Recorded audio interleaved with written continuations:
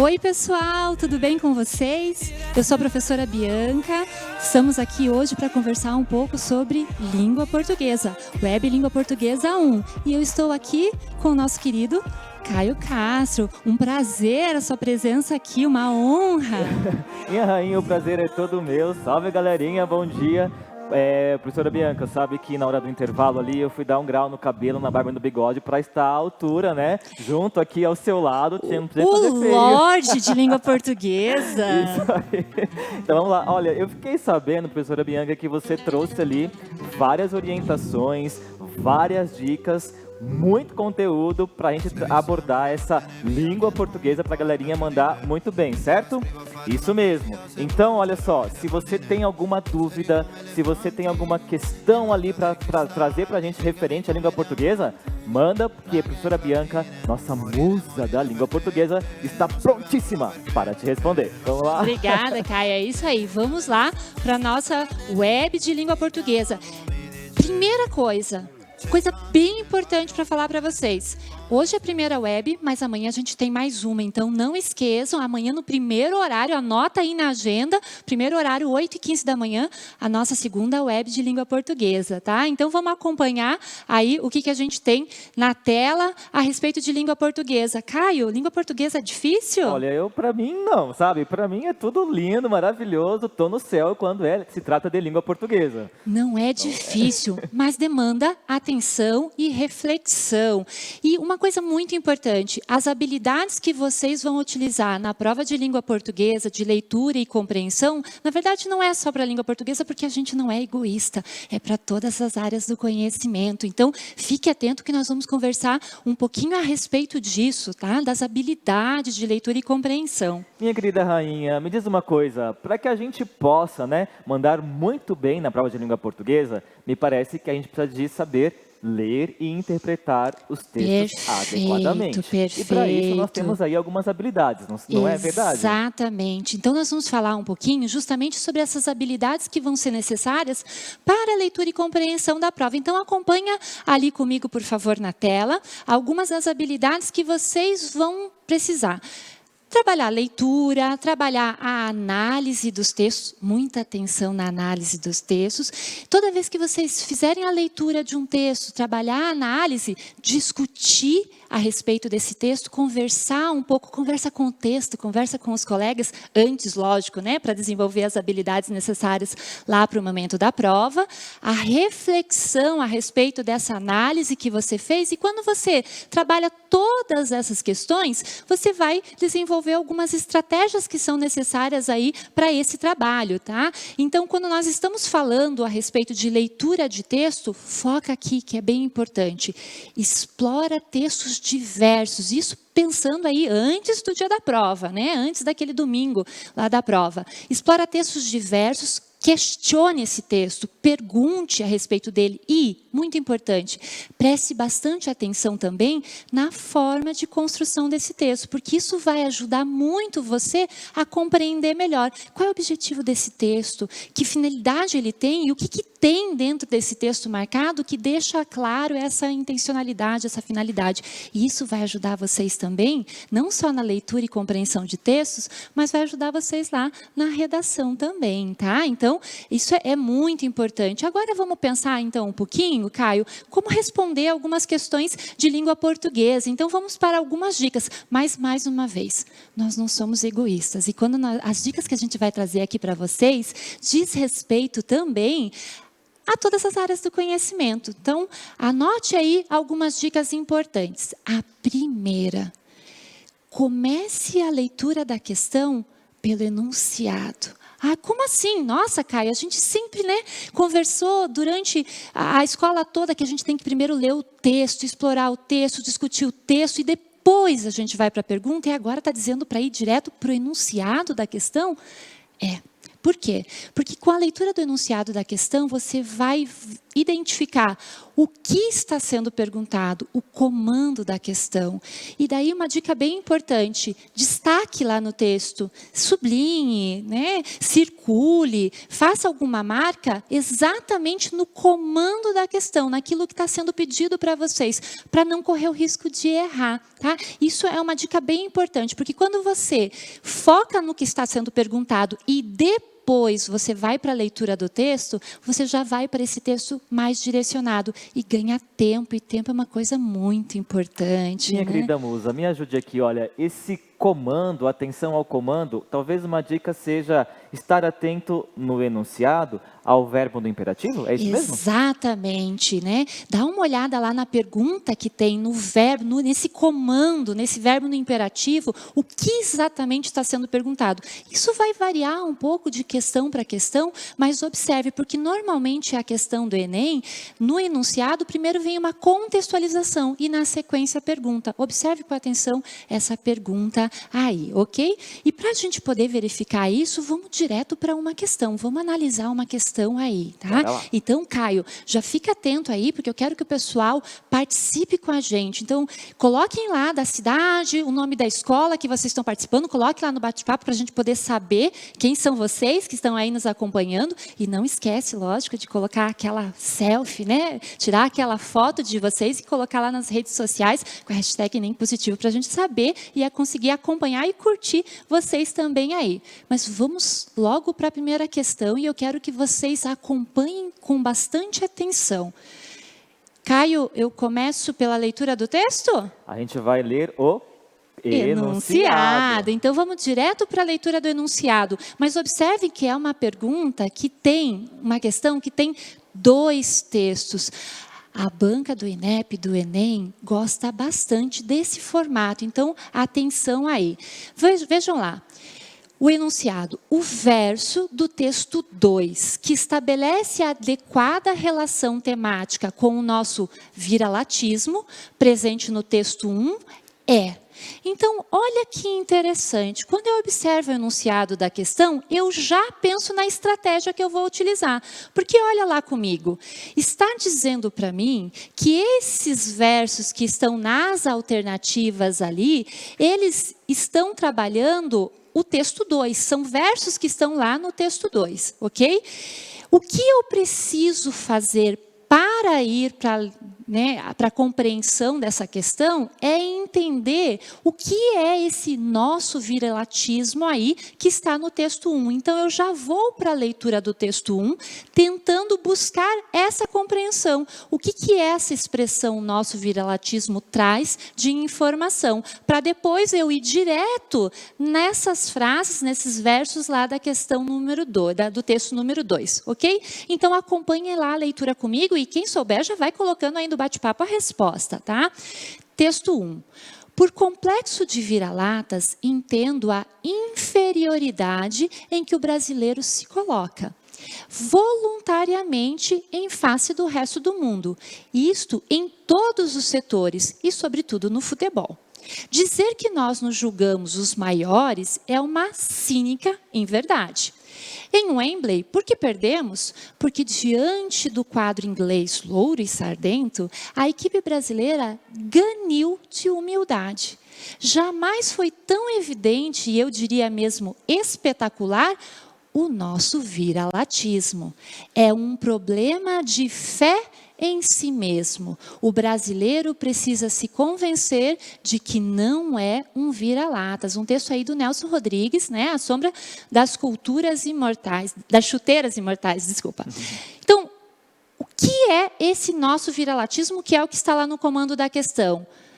Vocês observaram ali, o nosso viralatismo é um problema de fé em si mesmo. Lá no comecinho do texto fala que é a inferioridade em que o brasileiro se coloca. Ou seja, eu preciso buscar agora, nessas frases, nesses versos que estão ali nas alternativas, que estão lá dentro do texto 2, qual desses versos traz esse complexo de inferioridade. Então, a gente já vai de uma forma bem direta. Primeiro, grifar lá no texto 2 onde estão esses versos, para eu poder ganhar tempo com isso. Eu vou fazer a leitura desse texto 2 e você aí que está me acompanhando, já vá observando o que está grifado e verifica se cada uma dessas frases tem essa relação de complexo de inferioridade para responder a questão. Ok? Então, vamos lá. Texto 2. A melhor banda de todos os tempos da última semana. As músicas mais pedidas, os discos que vendem mais, as novidades antigas nas páginas dos jornais. Um idiota em inglês, se é idiota, é bem menos que nós. Um idiota em inglês é bem melhor do que eu e vocês. A melhor banda de todos os tempos da última semana. O melhor disco brasileiro de música americana. O melhor disco dos últimos anos de sucessos do passado. O maior sucesso de todos os tempos entre os 10 maiores fracassos. Aí a letra de música do Titãs. Então, nós temos ali as alternativas A, B, C, D ou E, que são aquelas que eu grifei ali no texto.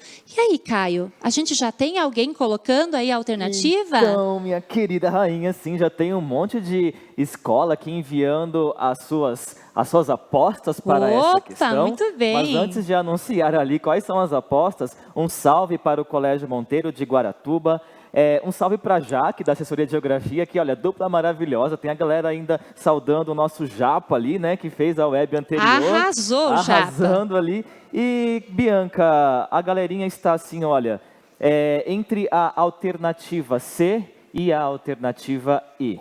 E aí? Certo, então vamos dar uma olhadinha nessas duas alternativas que vocês colocaram. A letra C diz o melhor disco brasileiro de música americana. E a letra E, o maior sucesso de todos os tempos entre os 10 maiores fracassos. Observe o seguinte, a pergunta pede para a gente identificar qual verso traz a relação do nosso viralatismo que está no texto 1. Lembra que a gente viu que é complexo de inferioridade, é não ter fé em si mesmo? A alternativa que vai trazer isso para nós, essa relação do brasileiro achar que o outro é melhor porque não tem fé em si mesmo, é a alternativa C, o melhor disco brasileiro de música americana. Como é que vai ser melhor brasileiro se a música é americana? Mas já que vocês colocaram a letra E aí também em alguns momentos, né? O maior sucesso de todos os tempos entre os 10 maiores fracassos não está trazendo, na verdade, uma relação direta de inferioridade com o outro, mas está trazendo algo que não é muito bom, mas que dentre o que não é bom, tem alguma coisa ali que se salva, né? O maior sucesso de todos os tempos entre os 10 maiores fracassos. Tem fracasso, mas ainda tem alguma coisa ali que se salva nisso. Então, a relação direta da inferioridade com o nosso viralatismo, que é o que o texto 1 traz, é a alternativa C. A gente teve acerto aí? Nós tivemos sim, Bianca. Perfeito, galera arrasando. Total. E é com essa atenção que vocês vão ter show lá no dia do Enem. Então, mais uma dica aí para vocês, tá? Super importante. Atenção total à análise das alternativas. Cuidado com os distratores. Essa questão anterior já trouxe essa relação. Lembra lá que todas as alternativas, elas estão ou dizem respeito ao texto, às vezes até mesmo ao próprio enunciado da questão. Mas só tem uma, que é o gabarito, que corresponde 100% ao comando. Por isso que a gente começou falando sobre o comando lá antes. Tudo bem? Então, e mais uma dica que eu trago aqui para vocês, vou aproveitar, é justamente o cuidado com a leitura do texto não verbal, tá? Nós temos inúmeras questões aí dentro do Enem, trabalhando dentro do texto base, com textos diversificados, com muitos gêneros textuais, e o texto não verbal aparece bastante. E daí, ali na tela, eu coloquei para vocês duas informações super importantes, que é Texto, verbo, visual, que não é que isso vai cair lá no Enem, mas de repente aparece essa informação no enunciado, é bom que você fique ligado. Texto, verbo, visual é a mistura, é o texto misto, que mistura a linguagem verbal com a linguagem não verbal e traz essa relação do visual para nós. E texto multimodal também pode ser uma palavrinha, uma expressãozinha que apareça lá no enunciado para vocês, que diz respeito a texto com modalidades diferentes de linguagem, tá? Então, isso é bem importante, não é, Caio? Com toda certeza, Bianca. E aqui, olha só, o Colégio Cora Coralina está clamando que você envie um abraço para o professor Johnny. Professor Johnny, beijo para você, mais do que um abraço. Obrigada pela participação do pessoal lá de Cora Coralina o tempo todo ali com a gente, né? Excelente. Isso, e antes de você continuar, Diga. mais uma lembrança aqui, olha. Língua Portuguesa, História, Filosofia e Sociologia em Guaratuba na próxima segunda-feira. Fica ligado ali, hein? Fica ligado, pessoal. Aproveitem isso aí, tá? Então vamos lá para mais uma questão. Todo mundo preparado? Vamos lá agora pensar um pouco nessa questão que traz a linguagem não verbal, o texto não verbal também, tá? Então, olhem lá com atenção. Nós temos um texto, né? Um texto que trabalha ali com a linguagem verbal e a linguagem não verbal. E a questão Caio, eu começo por onde mesmo? Se não me falha a memória, pelo enunciado. Enunciado da questão. Então, vamos lá, gente. No texto, o uso da linguagem verbal e não verbal atende à finalidade de... Então, observe com atenção. A pergunta ali está justamente para você se atentar à linguagem verbal e também à linguagem não verbal. Ambas, as duas juntos, vão trazer um objetivo, uma mensagem para esse texto. E é justamente essa mensagem que está ali nas alternativas. Neste caso, eu vou precisar ir lá para o texto, observar tudo que o texto traz, para depois eu voltar para as alternativas e verificar que mensagem é essa que está sendo colocada ali, tudo bem? Então, vamos fazer a leitura do texto. E já fiquem atentos lá às alternativas, que eu quero vocês participando ali, que daqui a pouco o Caio vai falar quem está participando, as alternativas que vocês estão marcando aí, tudo bem? Então, vamos lá. Nós temos, na parte superior, um texto, né, uma parte do texto não verbal, que traz ali uma rua, estão vendo? Tem um carro ao lado de uma ciclovia, tem ali a bicicleta, né, andando, e tem uma placa ali de sinal de trânsito, uma sinalização indicando a distância mínima que é necessária para respeitar o ciclista. Na parte de baixo, a gente tem um outro texto não verbal, com uma mulher olhando ali para cima, né, com a informação do motorista legal, é motorista consciente. E na sequência, mais um texto verbal relacionado que diz: dê preferência e mantenha uma distância segura ao ultrapassar ciclistas. E finalizando o texto, a gente tem mais uma parte de texto não verbal que traz ali para nós. No trânsito, é preciso ter sempre em mente o perigo que você pode causar aos outros e a si mesmo. Motoristas devem sempre estar alertas à presença de veículos menores. Por isso, tenha atenção com os ciclistas. Dirija com consciência. Tá? Um texto que está disponível lá no site pedal.com.br. Feita a leitura desse texto, nós temos as alternativas. Atenção que eu quero já a resposta de vocês. Alternativa A finalidade da linguagem verbal e não verbal é chamar a atenção para o respeito aos sinais de trânsito? B, informar os motoristas sobre a segurança dos usuários de ciclovias? C, alertar sobre os perigos presentes nas vias urbanas brasileiras? Letra D, divulgar a distância permitida entre os carros e veículos menores? Ou letra E, propor mudanças de postura por parte de motoristas no trânsito? Qual é a alternativa, Caio? Então, Bianca, antes de dizer ali quais são as apostas da galera, Colégio Dom Orione de 4 Barras te manda um super beijo e pede para que, o Colégio Passos Firmes agora pede para que você mande um abraço caloroso para a professora Siki. Professora Siki, beijo, um abraço para você. Pessoal do Dom Orione aqui de 4 Barras também. Beijo, professora Gi.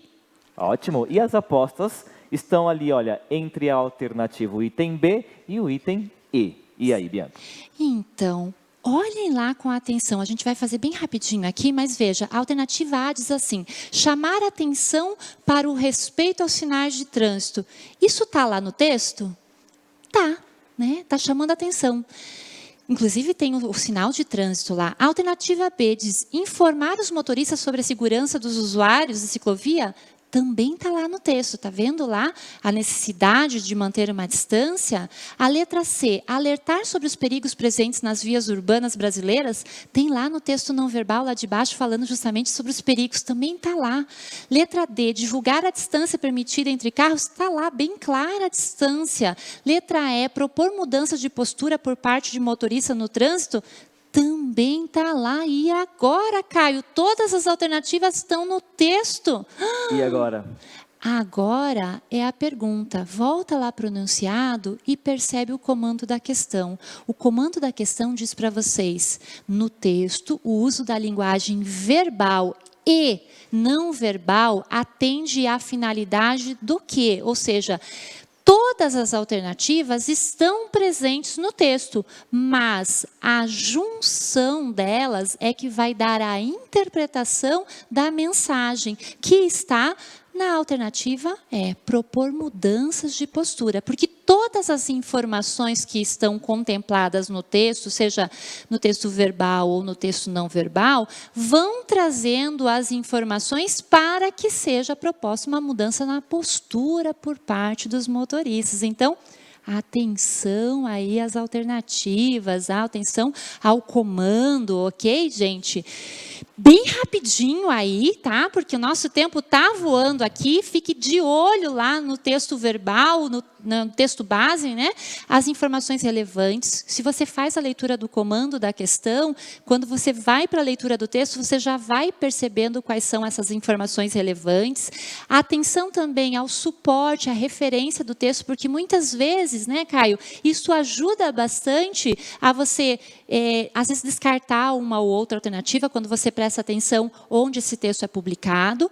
O texto não verbal, olha a importância, a gente acabou de ver isso, né? E sempre de acordo com aquilo que está presente no comando da questão, na solicitação. Não esquece que tudo isso está lá no material, tá? Então, o pessoal que estudou conosco aí no material do Sistema Positivo de Ensino, a parte da leitura do texto verbal, não verbal, está lá no material de vocês no volume 1, está também dentro do material do volume 9. Quem estudou com extensivo, nós também temos lá no volume 5, na frente C, essa questão do texto verbal, não verbal, multimodalidades, tá? Então, agora a gente vai ali para o finalzinho já, conversando um pouco sobre função social do texto, sobre o gênero textual, tá? Então, é muito importante vocês observarem que todo texto tem um objetivo, tem um propósito comunicativo. E essa finalidade é que vai dizer para nós que gênero textual é esse. E para a gente poder verificar isso, vamos já direto para uma questão, né? A nossa última questão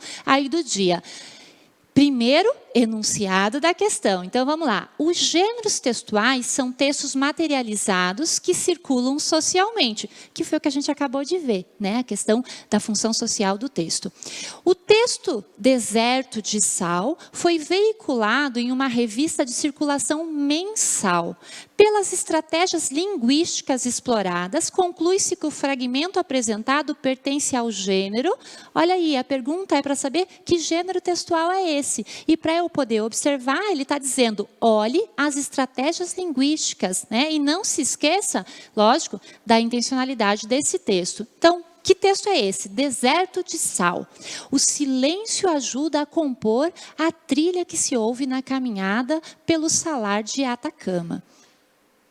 Com 100 quilômetros de extensão, o Salar de Atacama é o terceiro maior deserto de sal do mundo. De acordo com estudos publicados pela Universidade do Chile, o Salar de Atacama é uma depressão de 3.500 quilômetros quadrados entre a Cordilheira dos Andes e a Cordilheira de Domeyko. Sua origem está no movimento das placas tectônicas. Mais tarde, a água evaporou-se e dessa forma surgiram os desertos de sal do Atacama.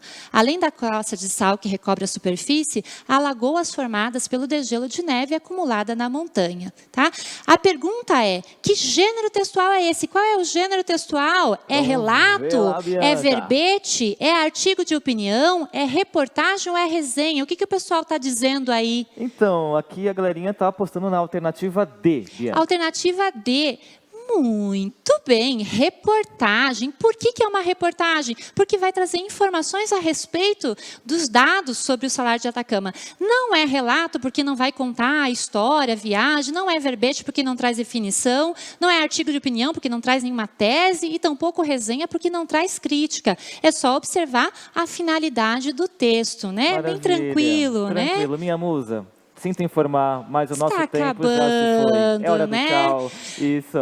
Pessoal, obrigada pela participação de vocês aí. Fiquem atentos com relação à função do texto, o gênero textual, né, a finalidade desse texto, e fiquem atentos também àquela primeira dica. Leia primeiro o enunciado da questão, leia o comando, grife o comando e bastante atenção às alternativas. Caio, obrigada aí pela presença de vocês, obrigada pela participação de todo mundo.